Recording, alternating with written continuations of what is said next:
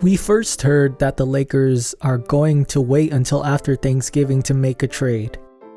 Well, it's now after Thanksgiving, and there's still no trade. Now we're hearing that the Lakers are waiting until after December 15th to make a trade. Now, although this is frustrating because we're all impatient, this is actually the right strategy.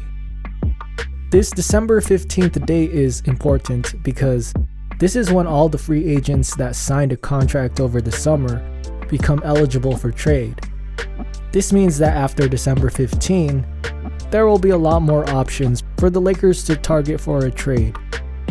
But just as important, this means the Lakers can trade the players that they signed over the summer and could put together more packages to offer teams. The player that comes to mind is Patrick Beverley. Pat Bev has not played up to expectations and has arguably been the worst player for the Lakers this season. He's on an expiring contract, and that could be attractive to a team trying to create cap space next season. So they can use his contract to try and get some help, either with some size on the wing or some shooting.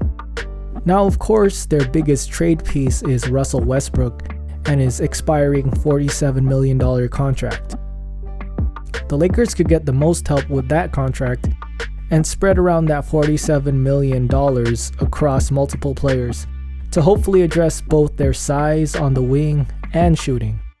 And maybe they even get back a serviceable center to help alleviate Anthony Davis of some of his duties at the 5. But now that Westbrook is playing better and the Lakers overall are playing better, the Lakers now have more options. The team has bought the front office more time to find the best trade possible. Had the Lakers continued to play the way they started off the season and continued losing, the front office would be put in a tough position to either be forced to make a trade or just give up on the season. If they were forced to make a trade, other teams would take advantage of their desperation, and the Lakers would probably have to give up both their first-round picks.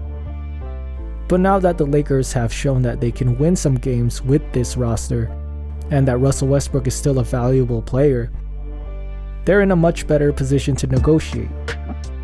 There could be more potential suitors who would actually be interested in Westbrook, and they could likely complete a trade without having to give up both their first-round draft picks. And if teams do demand both draft picks, the Lakers can be pretty comfortable holding on to Westbrook until the end of the season and letting his contract expire, because he has proven that he can still be a serviceable player.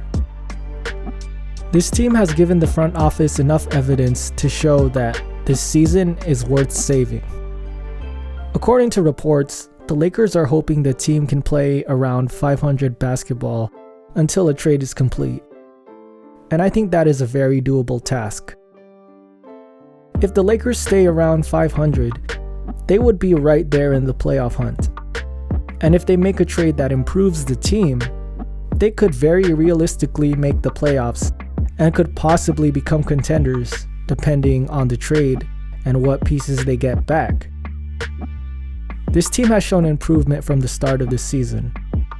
With Russell Westbrook playing better off of the bench, Anthony Davis playing MVP level basketball in LeBron's absence, and LeBron being LeBron, giving up on the season is no longer an option.